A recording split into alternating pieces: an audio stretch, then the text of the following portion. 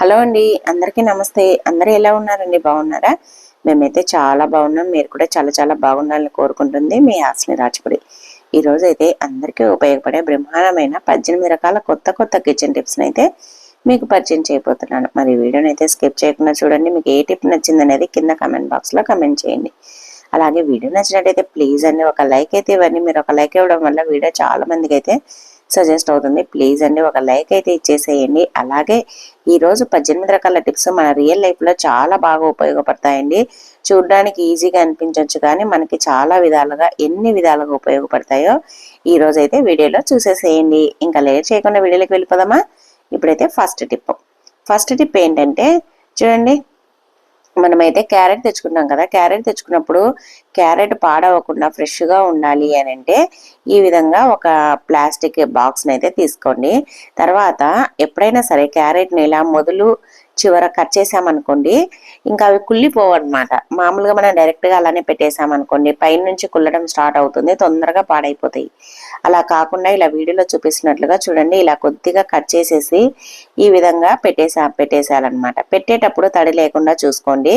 తడి ఉంటే తొందరగా పాడైపోతాయి. ఇలా పెట్టేసామనుకో ఇంకా మనకి పాడైపోతాయనే టెన్షన్ ఉండదు. 2-3 నెలలు అయినా కూడా ఫ్రెష్గా ఉంటాయి. తప్పకుండా ట్రై చేయండి. అలాగే టిప్ నచ్చితే వీడియోని లైక్ చేసి మన ఛానల్ అయితే సబ్స్క్రైబ్ చేసుకోండి. ఇంకా నెక్స్ట్ టిప్ ఏంటంటే చూడండి, మనమైతే కారం పొడి తెచ్చుకుంటాం కదా. కారం పొడి తెచ్చుకున్నప్పుడు కారం పొడి ఫ్రెష్గా ఉండాలి, పాడవకుండా ఉండాలి, కలర్ చేంజ్ కాకుండా ఉండాలి, అలాగే పురుగు పట్టకుండా ఉండాలి అంటే కారం పొడిలో కొద్దిగా సాల్ట్ను వేసి చూడండి.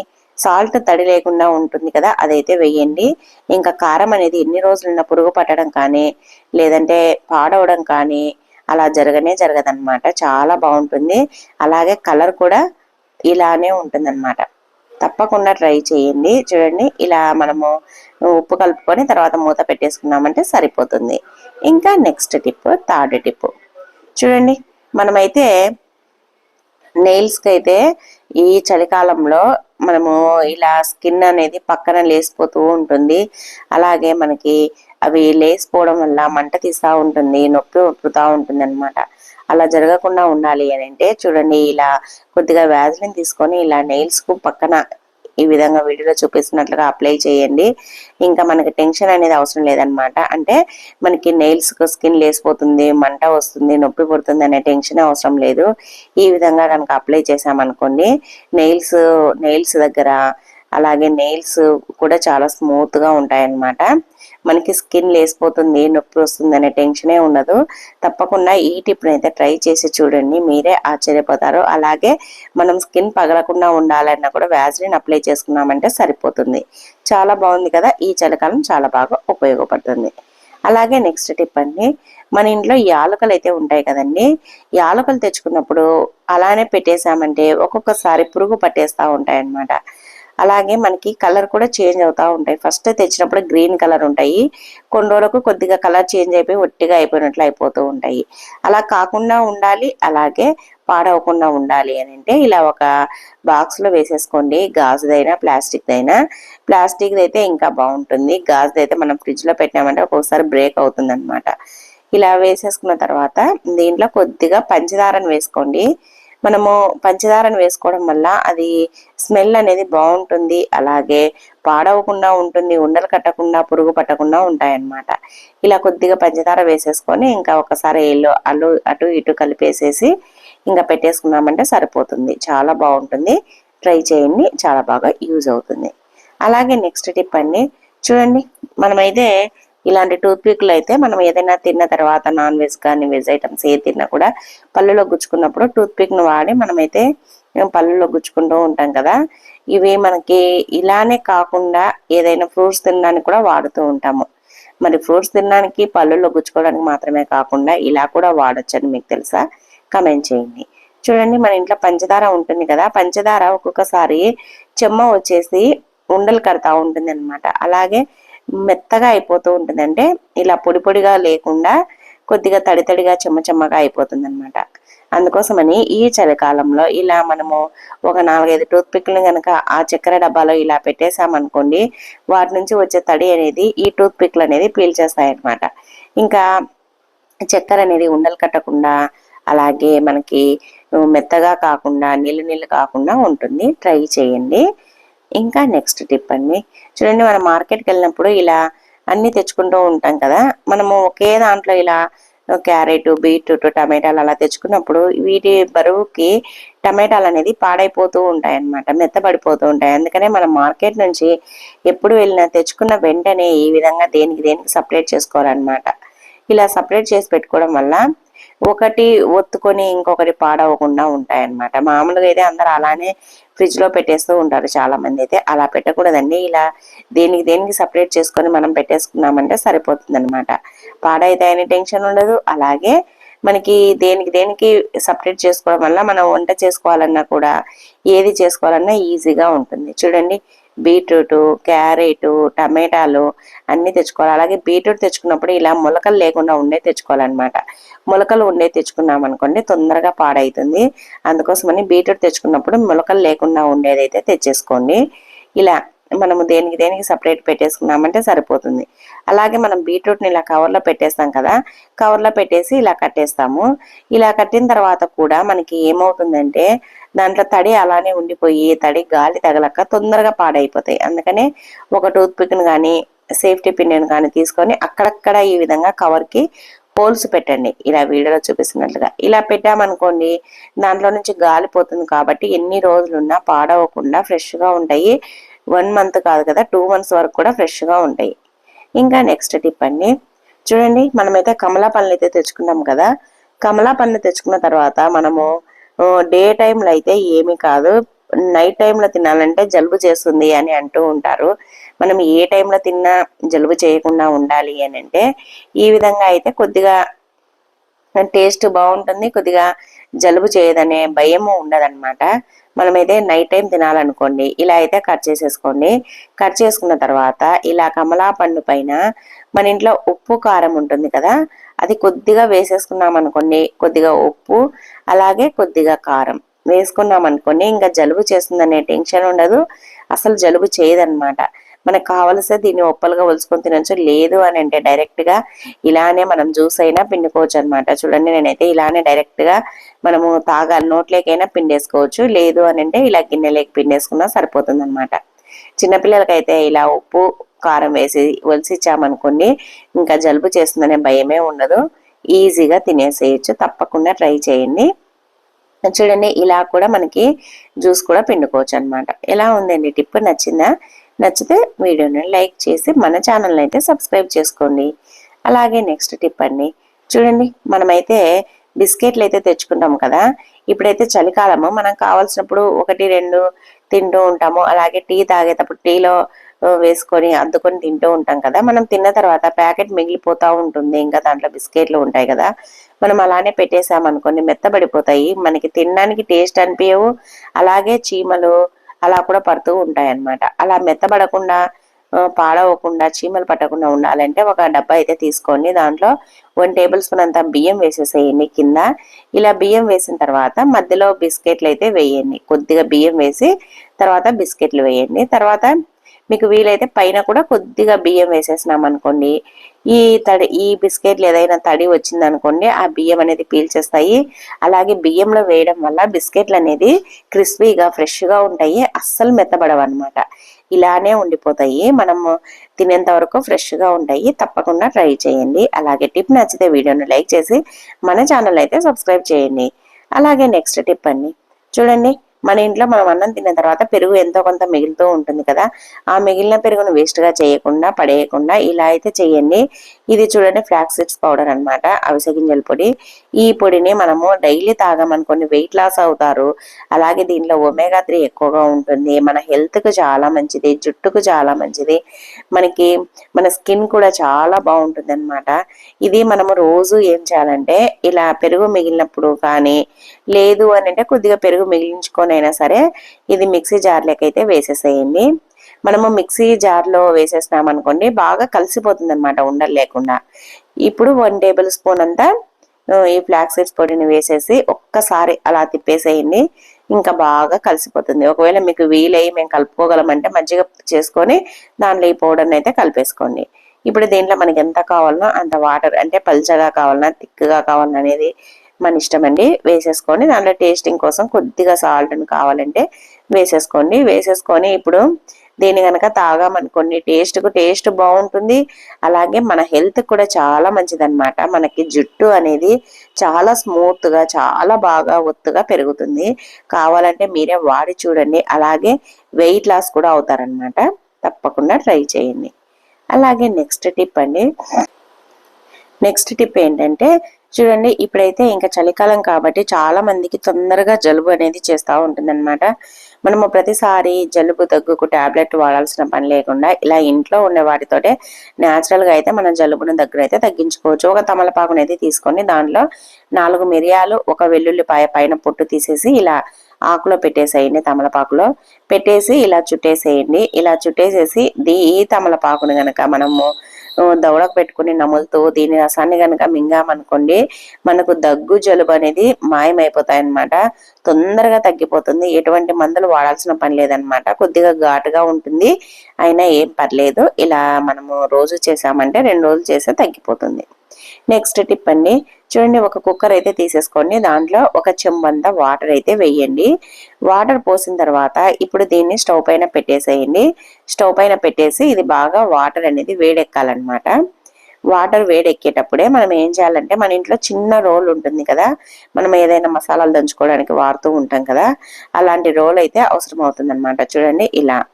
ఇప్పుడైతే ఈ రోల్ని ఆ వాటర్ వేడెక్కుతూ ఉన్నాయి కదా, ఇప్పుడైతే దీంట్లో పెట్టేసేయండి. పెట్టేసి వాటర్ బాగా మరగాలన్నమాట. ఎక్కువగా వేడవ్వాలి. చూడండి ఇలా. ఇప్పుడైతే దీంట్లో ఇంకా స్టవ్ ఆఫ్ చేసేసి ఈ రాయిని అయితే తీసేసేయండి.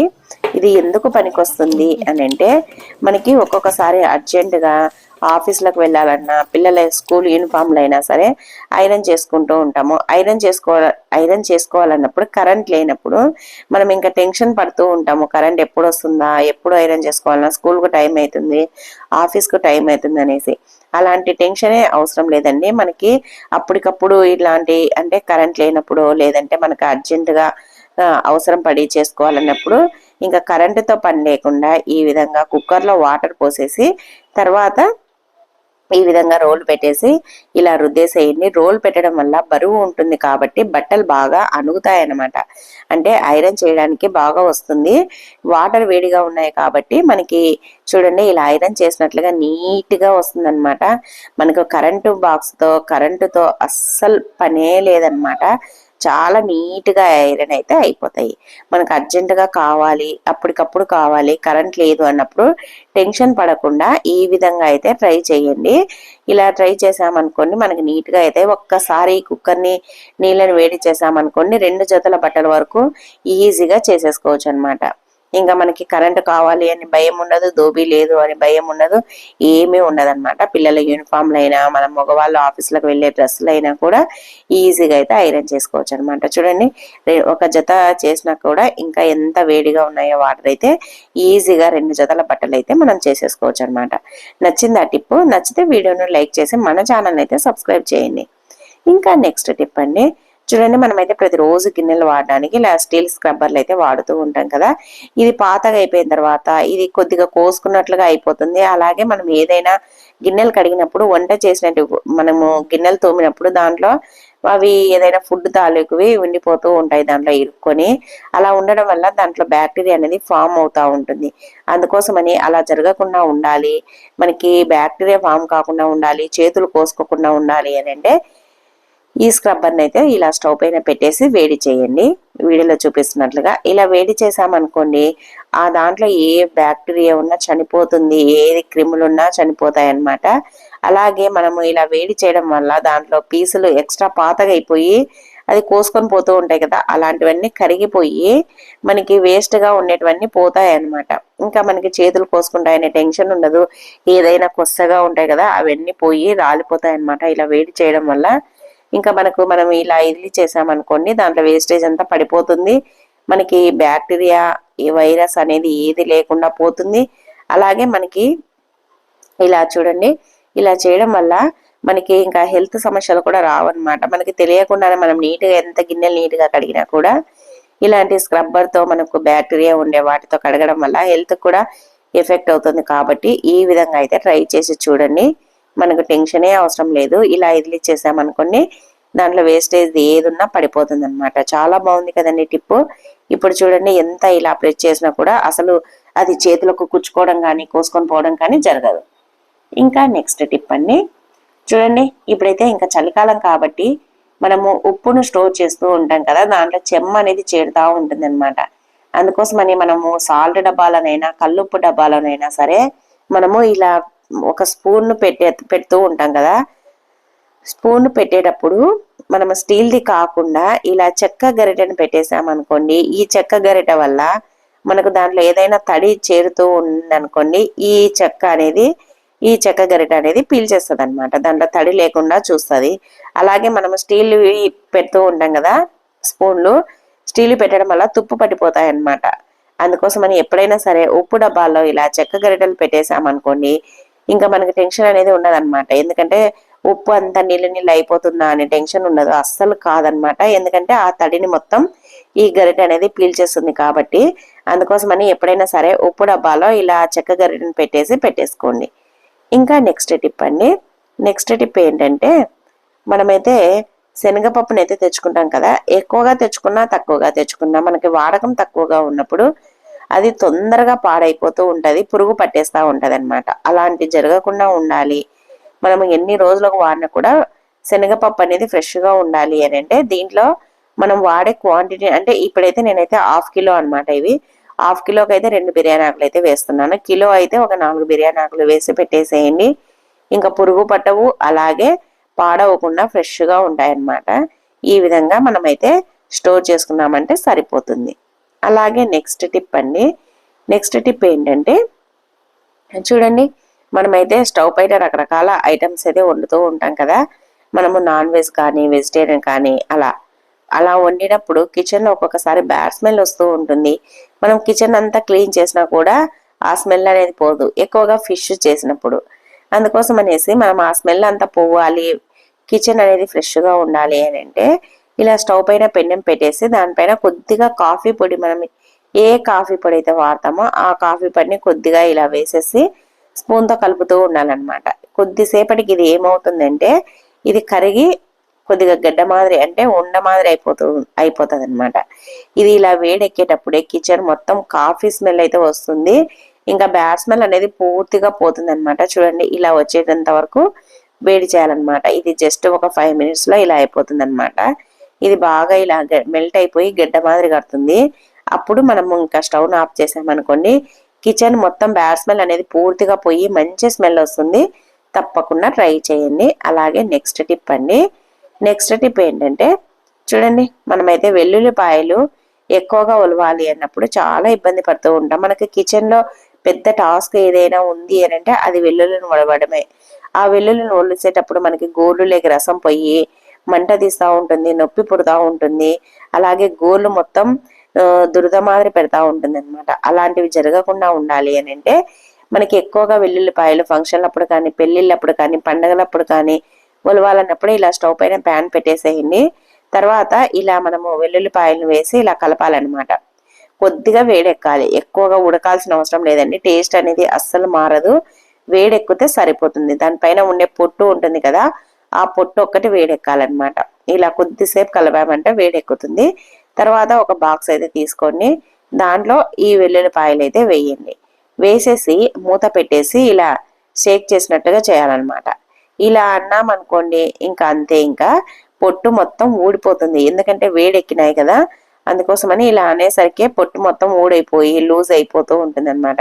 మనం ఒలవడానికి చాలా ఈజీగా వస్తుంది. చూడండి ఎంత ఈజీగా వస్తుందో.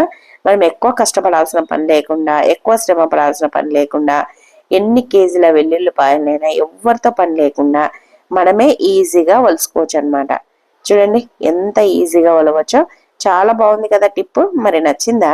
నచ్చితే వీడియోని లైక్ చేయండి. అలాగే ఏ టిప్ నచ్చింది అనేది కింద కమెంట్ బాక్స్ లో కమెంట్ చేయండి. నెక్స్ట్ టిప్ అండి, లాస్ట్ టిప్. చూడండి ఒక గిన్నె అయితే తీసేసుకోండి, దాంట్లో ఒక టీ గ్లాస్ అంత వాటర్ అయితే పోయండి. వాటర్ పోసిన తర్వాత ఇప్పుడైతే దీంట్లో ఒక టాబ్లెట్ డోలో కానీ ఏదైనా సరే, నేనైతే డోలో వేస్తున్నాను.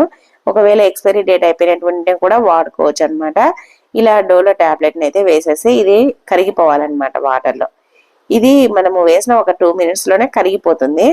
తర్వాత దీంట్లో ఒక మూతంతా డెటాల్ అయితే వేయండి.